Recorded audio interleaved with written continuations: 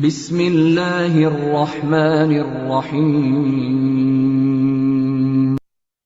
نبی کائنات صلی اللہ علیہ وسلم نے فرمایا، اے میرے صحابہ، تمہارے بارے میں سب سے زیادہ اگر میں کسی چیز سے ڈرتا ہوں تمہارے بارے میں، مجھے کسی چیز کا ڈر ہے اپنی امت پر، تم لوگوں پر اور تم سے بعد آنے والے لوگوں پر، سب پر، اخاف علیکم، مجھے شرک اصغر کا ڈر ہے۔ شرک اصغر، آپ شرک اصغر سے ڈر رہے تھے، آج تو ہم میں سے بہت سارے لوگ شرک اکبر کر رہے ہیں، کیونکہ صحابہ کی تربیت کر دی تھی کہ وہ جان تو دے سکتے تھے لیکن غیر اللہ کو سجدہ اور پکار نہیں سکتے تھے، ان کی تعلیم و تربیت اس طرح ہوئی تھی۔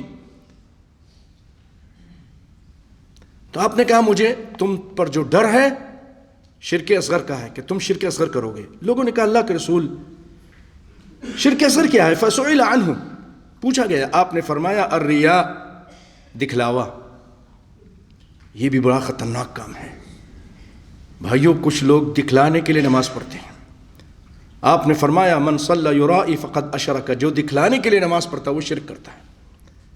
کوئی شخص نماز اس لیے پڑھتا ہے کہ اپنے افسر کو خوش کر دے، محلے والوں کو خوش کر دے، کچھ لوگ صدقہ اس لیے کرتے ہیں کہ لوگوں کو خوش کر دیں، کوئی حج اس لیے کرتے ہیں کہ لوگ کہیں حاجی صاحب ہے، کوئی قرآن اس لیے زیادہ پڑھتے ہیں بڑی اچھی آواز میں لوگ کہیں کہ بڑا پیارا قاری ہے۔ سب سے پہلے میرے پیارے بھائیو، جو جہنم کی آگ کو دہکایا جائے گا انہی لوگوں سے، جو قرآن پڑھتے تھے لیکن دکھلانے کے لیے پڑھتے تھے اور لوگ کہیں کہ سب سے اچھا قاری ہے، بڑی پیاری آواز ہے، اس کی قرأت بھی اچھی ہے، اس کی تجوید بھی اچھی ہے۔ سب سے پہلے آگ، جہنم کی آگ کو کسی زانی اور بدکردار سے نہیں، بلکہ یہ جو قاری صاحب ہیں، قرآن پڑھتے ہیں، امام صاحب ہیں لیکن ان کی نیت صحیح نہیں ہے، ان سے، ان نمازیوں سے بھائیو اللہ تعالی ہم سب کو بچا کے رکھے۔ خالص اللہ کے لیے عبادت کیجیے۔